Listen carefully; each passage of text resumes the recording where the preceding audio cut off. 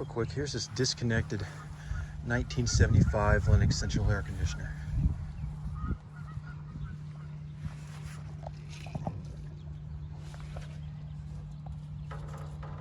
Used to be my old upstairs unit. Yep. Believe this to be a 2-ton.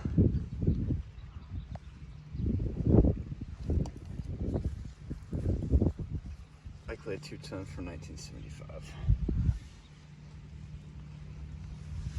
Has a copper grease that you can't see it. Yeah, it's got that compartment in it so you can't see it at all. A dog. And that's Duke right there.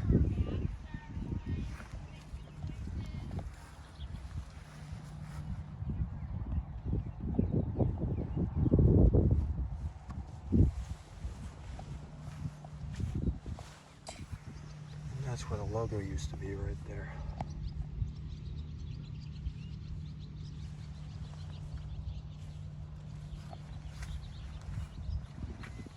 That's gonna be about it.